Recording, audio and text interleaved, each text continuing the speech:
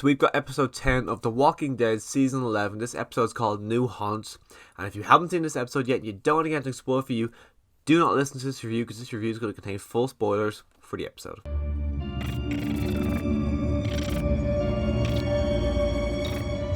So right from the start of this episode, it was just so odd. This is the episode of Walking Dead that I can say safely feels the least Walking Dead episode of any Walking Dead episode ever. It first kicks off, you see Judith, RJ and Daryl walking through a room. You see all these walkers banging up on windows. I'm assuming they're actual walkers. And then it's revealed the walker starts coming towards them. You see Daryl's kind of standoffish, so you realize pretty quickly this is not a real situation here. And all of a sudden Daryl, like, you see RJ getting a bit afraid. Daryl's like, calm down, man. And it's revealed that's actually a guy dressed up as a walker. Then we walk out and we see that we're in the Commonwealth. 30 days have passed since our group has gotten there, and it's Halloween. You see characters literally dressed up in Halloween costumes. RJ and Judah are dressed up in something. You got all of Jerry's kids. They're all dressed up as tigers, of course. For Shiva, the princess is dressed up as a literal princess. Costumes all over the place, and it's just so insane seeing kids running around. It's a fair just like they had in season 9, but this fair is so much larger. It's insane what the Commonwealth has been living like compared to what our survivors have been living like. Just comparing it to, say, I say a couple of months for them, where they were fighting against the Whisperers, fighting against these people who were putting actual walker masks on their face. It's just insane to see how the Commonwealth is living compared to how our survivors were living. We also get to see all of our kind of characters seeing the jobs they have. Daryl and Rosita are now training to be soldiers. Connie is now a reporter, and it's actually revealed that Connie knew about Pamela Milton before she even met Pamela Milton. I think she said the reason Pamela's brother had gotten fired was down to Connie. You see Ezekiel is also working as a zookeeper again. Carol is working in a bakery, and just Magma, she's like a waitress. All these people have now all these jobs. That it's just insane to see that not only these jobs are still a thing to the Commonwealth, but just seeing our survivors who, like Ezekiel, someone who has ran the community. He was running the kingdom for, I think it was 10 years. I think from when the apocalypse started to where the kingdom fell. I think it was about 9 or 10 years. So Ezekiel was running that place for 10 years, and now he's just a zookeeper. It's just insane to see how our characters have become in the Commonwealth, how they all are so happy to be there. It's such a weird episode to watch our characters just going through this, but you do get to see where Daryl, Judah and RJ are living. They're pretty much in the slumps of the Commonwealth. They're sleeping on the floor.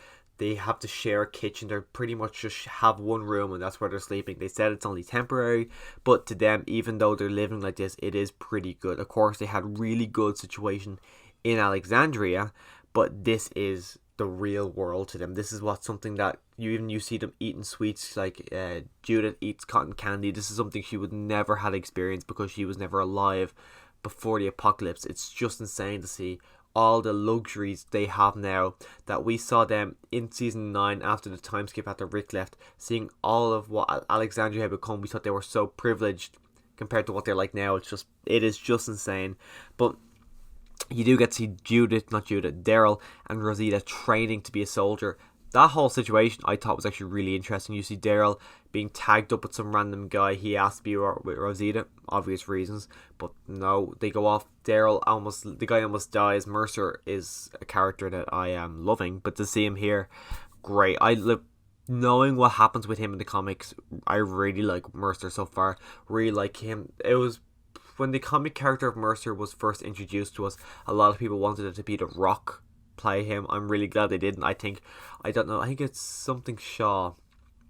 I don't know the actor's name, but I really, really like the character. Really like the portrayal of him. He just seems like such a big, intimidating guy. And one character who I would love to have met Mercer is Abraham. I would have thought Abraham and Mercer would have been awesome together. But even you see Carol breaks into somewhere. She's trying to get information on Ezekiel to see how his treatment's going. It's revealed that he's like really far down the waiting list. I think it was like 147, and they're probably on like 10 or something. So where he is in the waiting list to get surgery is so far down that he probably won't survive. Even if he gets to the point of surgery, the surgery is going to be pretty much useless by the time he actually gets there. So then she quickly is doing what Carol does best. She starts listening, she observes, she sees that what's the character's name? I cannot remember the guy's name. The guy, he's wearing a pink suit. He's going to come back to me at some stage. He needs wine to be able to impress Pamela Milton, and if she does that and a few other things, he might move Lance Hornsby's his name. He might move Ezekiel up in the list. So Carol's storyline here, it was odd to see Carol not only be a baker, but even you can see her and Ezekiel, they share a glass of wine at the end of the episode. You can see their relationship isn't where it used to be. Even Ezekiel gives Carol Henry's old bag or box. They talk about Henry, how he would love this place. You can tell that I don't think they ever will get fully back together. I would like to see them back together because I really like the two of them together, but I honestly don't think it will. But I like where they're at. They're just drinking wine, they're relaxing, they're cuddling on the couch. I am excited to see what's going to happen next to them. My prediction is Ezekiel is going to die in the final season. I cannot see the season ending with Ezekiel surviving. I'd be very shocked if that's what happens, but let's go and see what happens anyways. My assumption is, if you have read the comic books, this is a spoiler for the comics, it ended 3 years ago now, so like if you haven't read the comics now, you're not going to, but I imagine Ezekiel's death, or Ezekiel's going to die the way Rick died in the comics, because Rick's not going to die the same way in the movies or even in the end of the show, but I think Ezekiel is going to get the Rick Grimes death of the comic book series. I think he's the only one I can logically see getting that death. Other characters like Daryl I don't think would be that type of death, so I think Ezekiel will be the one to get that death. But you do kind of get to start to see, so she's getting the wine, so there's a big party tonight. You see people going to the party, you see people like Mercer in a full-on suit, everyone's in these big costumes, Sebastian's there. Sebastian's a little prick, I hate Sebastian so much, but you do get to see the beginning of the relationship between Princess and Mercer. I was thinking they were going to do that. I don't know who. I thought maybe Mercer and Rosita were going to get together purely because Rosita was never in the comics. It's also revealed here that her and Gabriel are no longer together. So I kind of was thinking maybe Mercer and Rosita, just because of they're both soldiers. But then you do see Mercer and Princess, they go to the party together. So it's kind of setting up those foundations that they are going to get together. But at the party, one of the soldiers who we met in the bonus episodes of season 10, who Princess bet the shit out of, he holds Pamela Milton's assistant with a knife up to her neck. He's screaming how the Commonwealth isn't fair, it's nothing justified, we're not all equals here, and he was losing his shit. And then he runs off. Daryl goes up, and I knew Daryl wasn't going to kill him, but I loved how Daryl did that. He was saying, do you have a family? He goes, yeah, I got a sister and a couple of nieces and nephews. And he goes, well, not a lot of people have that anymore. Don't kill yourself, and don't do that to your sister. Don't do that to your sister. She doesn't deserve it. A lot of people would still love to have their family there. Daryl, of course, obviously probably immediately thinking of Rick and Merle and all the people he's lost, and this guy's here just immediately going to kill himself over something. You see Daryl's like, don't do it, man, don't do it to them. Daryl is getting ready to bring the guy in, bring him in, show that Daryl is worth it. Sebastian comes up. Sebastian's a little prick once again, says, oh, I'm surprised you were able to do it, saying something like that. Sebastian's an asshole. He's a guy who, if the walls never came up, if his mom wasn't a senator or whatever she was at the time, he would have died ages ago. Where Daryl's a guy who has survived so much, and it's just so irritating to see Sebastian literally talking down to him. But of course, that's what they're going to have to do. If you read the comics, you know.